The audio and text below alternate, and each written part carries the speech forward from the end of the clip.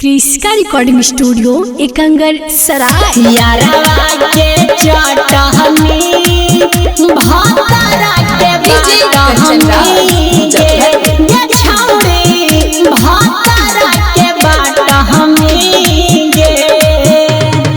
एके साथे पढ़हनी तू तैयारी बानी अब काहे खोजहनी दुल्हा सरकारी एके साथे पढ़हनी तू तैयारी बानी अब काहे खोजहनी दुल्हा सरकारी काइनी ननाली को विचार छौड़ी गे कैसे यारवा के देनी तू विचार छौड़ी गे कि हम तोरा लागी काका नहीं कैलू छौड़ी गे केतना अगुआ आइलाई हमरा पौरा घुराइलू छौड़ी गे गे नहीं बदल जैसे बदलो गिरा गीट गे बदलो गिरा गीट जैसे बदलो गिरा गीट गे याद करा जहिया देव हलियो किला सीट गे देलियो किला सीट तोरा देलियो किला सीट तोरा खिचड़ी खिलैलू भरा पेट छोड़ी गे तोरा पढ़े लागी देहलू सिलेट छोड़ी गे छमकी पढ़े जहानी आड़ी बाड़ी आझा पेन्हे लाइक हो गे नी तू साड़ी गे हमरा भूले लगनी राड़ी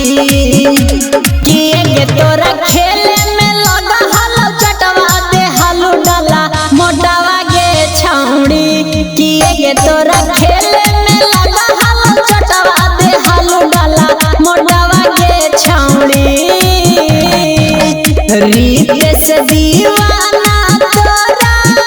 चाहत केतना होतना चाहत नहीं गे कि तोरा राजा रौसनवा होतना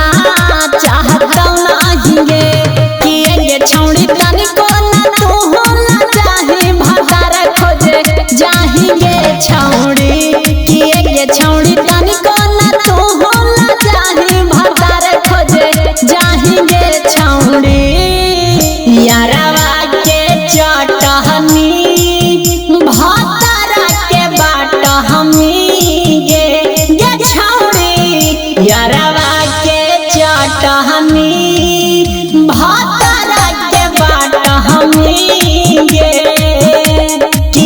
छौड़ी तनिको ना तू होला जाही भतार खोजे जाही गे छौड़ी